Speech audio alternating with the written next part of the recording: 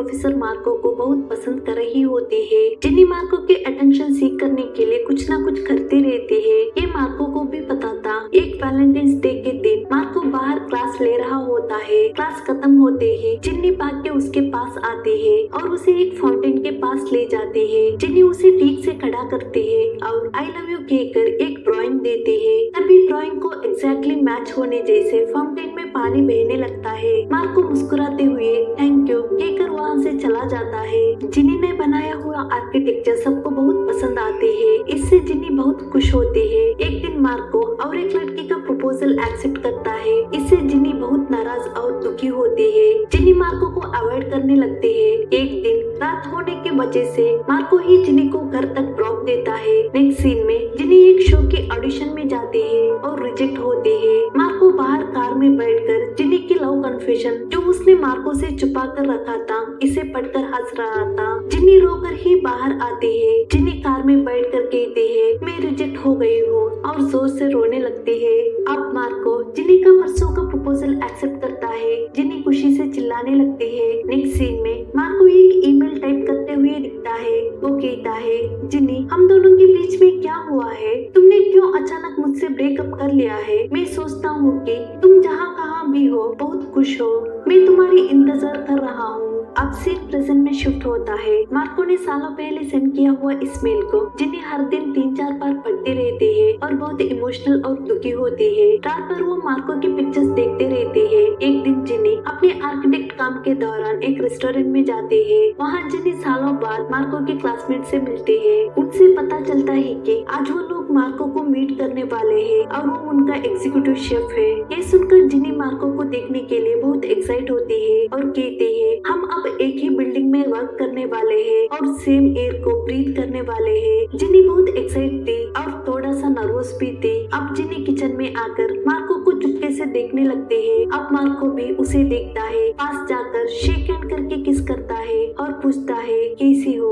Actually Marco अपने friends के साथ मिलकर अपना ओन रेस्टोरेंट ओपन करना चाहता था। सो उसने ये बिजनेस मीट अरेंज किया था। मार्को ने बहुत सारे आर्किटेक्ट्स को मीट किया था लेकिन किसी का भी डिजाइन उसे पसंद नहीं आया था। सो फ्रेंड्स ने आर्किटेक्ट पोस्ट के लिए जिनी का नाम लिया था। मार्को ने भी इसे एक्सेप्ट किया था। ये सुनकर जिनी खुश होती है लेकिन मार्को नॉर्मल था। अभी एक फ्रेंड कहता है बस हम चारों ही इस रेस्टोरेंट के ओनर नहीं है और भी एक है जिसका नाम है पैटी मार्कोस गर्लफ्रेंड। ये सुनकर जिनी को बहुत दर्द होता है। नाइट जिनी मार्को के सालों पुराने वही ईमेल को पढ़ने लगते हैं। अब जिनी को मार्को के साथ बिताए हुए सारे मोमेंट्स याद आने लगते हैं।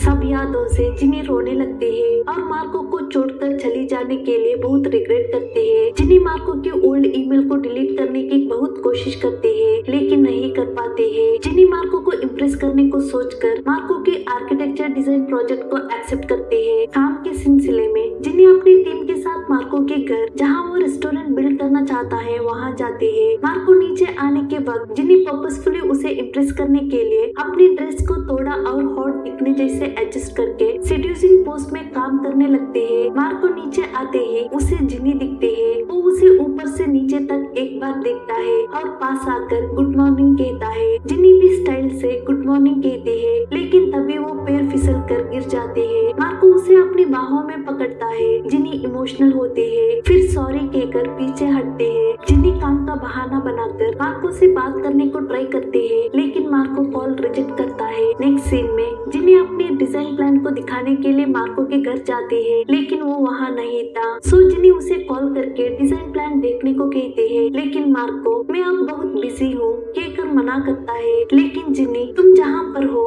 मैं वहीं पर आती हूँ कहकर कॉल कट करते हैं। जब वो वहाँ पर पहुँचते हैं, मार्को वहाँ से निकल चुका था। सो जिनी बहुत मेहनत करके नेक्स्ट प्लेस को जाती है, लेकिन जब वो बस में होती है, मार्को और एक प्लेस कहता है। जिनी बीच रास्ते में ही बस से उतरकर ट्रेन में जाती है। ट्रेन से उतरकर जिनी मार्को को कॉल करती है। अब मार्को मुझे रेस्टोरेंट में लौट कर आना पड़ा, कैटरिंग के कुछ प्रॉब्लम को ठीक करना था करके झूठ कहता है। ये सुनकर जिनी का दिल टूट जाता है। नेक्स्ट डे जिनी अपने डिजाइन प्लान्स को लेकर मार्को के रेस्टोरेंट में आते हैं, लेकिन मार्को इसे इग्नोर करके किचन में जाकर काम करने लगता है।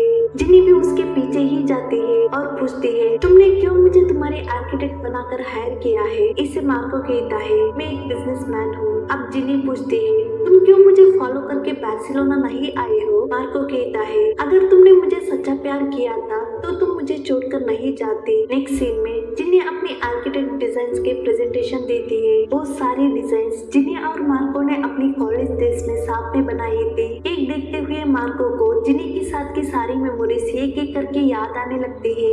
एक दिन मार्को ने जिनी को फैमिली मेंबर्स और फ्रेंड्स के सामने मैरिज के लिए प्रपोज किया था। सबने जिनी को प्रपोजल एक्सेप्ट करने को कहा था, लेकिन जिनी रोकर आई एम सॉरी कहते हुए फ्लावर बुके को फेंक कर वहाँ से चली गई थी। किसी को कुछ समझ में नहीं आया था। बाद में मार्को को पता चलता है कि जिनी बार्सिलोना जा रही है। मार्को जिनी के पास जाकर उसे रोकने की बहुत कोशिश करता है, लेकिन जिनी बिना कुछ कहे बार्सिलोना चली जाती है। प्रेजेंट में मार्को जिनी की डिजाइन्स को रिजेक्ट करता है। जिनी जाकर वजह पूछती है। मार्को कहता है मुझे डिजाइन्स पसंद नहीं आया है बस। इससे जिनी गुस्सा होती है और पूछती है डिजाइन में क्या फॉल्ट है बताओ मुझे, मैं फिक्स करूंगी। मैंने ये डिजाइन्स बनाने में बहुत मेहनत और टाइम इन्वेस्ट किया है। उन दिनों में मैं भी सोच रहा था कि क्यों एक ही दिन में सब कुछ चेंज हुआ, क्यों वो मुझे छोड़कर चली गई है। मुझे भी एक रीजन चाहिए था कि क्यों तुमने मुझे सबके सामने एक फूल बनाकर खड़ा दिया था। इसे जिनी रोकर कहती है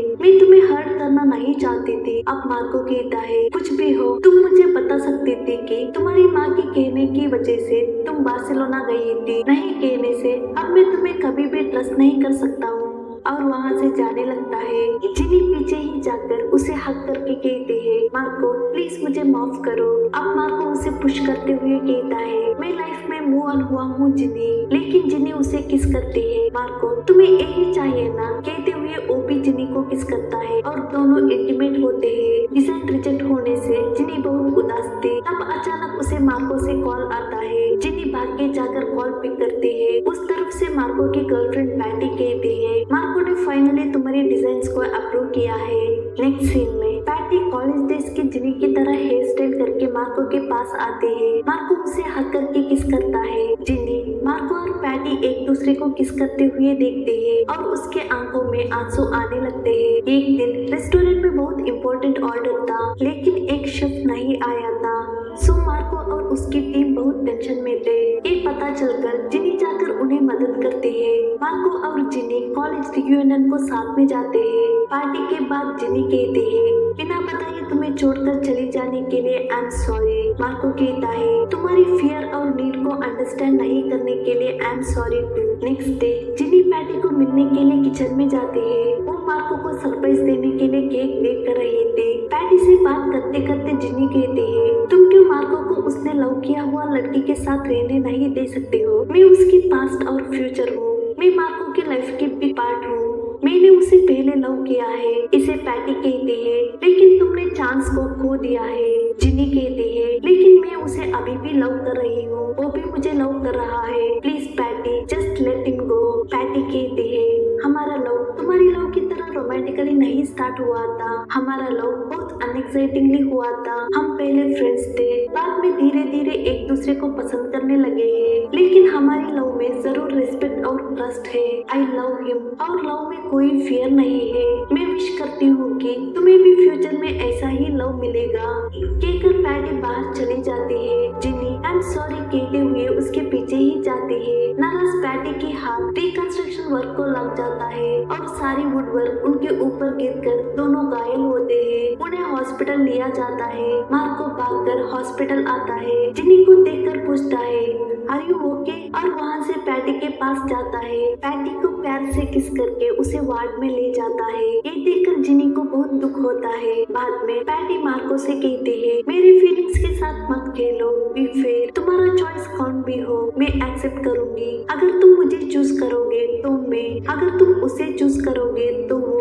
नेक्स्ट सीन में मार्को फ्लावर बुके और एक एनवेलप को लेकर जिनी के पास जाता है और पहली बार जिनी ने प्रपोज करते हुए दिया हुआ ड्राइंग को दिखाकर कहता है मैंने तुम्हें बहुत लव किया था।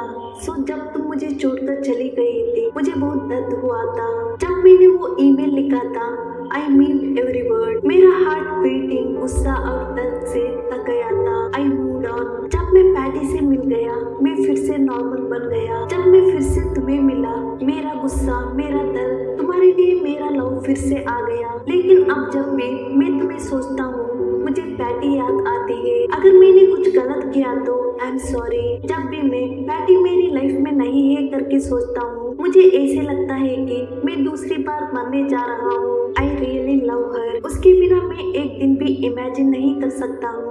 जिनी पूछती है क्या तुमने मुझे माफ किया है? मार्को हंसकर कहता है अब एस मैंने माफ किया है और जिनी को किस और हक करके पैटी के पास चला जाता है। फाइनली जिनी मार्को की ईमेल को डिलीट कर ही देती है। धीरे धीरे जिनी नॉर्मल होती है। मार्को पैटी को मैरिज के लिए प्रपोज करता है। पैटी खुशी से एक्सेप्ट करती है। जिनी हर हैंडसम लड़कों में अपनी लव को ढूंढने लगती है। फाइनली एक से कनेक्ट होती है। ऐसे ये मूवी यहीं पर एंड होती है। अगर आपको ये कहानी अच्छी लगी तो प्लीज लाइक करके कमेंट में एस लिख देना। और मैं इस तरह की मूवीज एक्सप्लेन इन हिंदी इस चैनल पर अपलोड करता रहता हूँ, तो प्लीज चैनल को सब्सक्राइब कीजिए और बेल नोटिफिकेशन आइकॉन प्रेस करना मत भूलिए। हम फिर मिलेंगे नए मूवीज के साथ, तब तक के लिए थैंक यू और स्टे ट्यून्ड।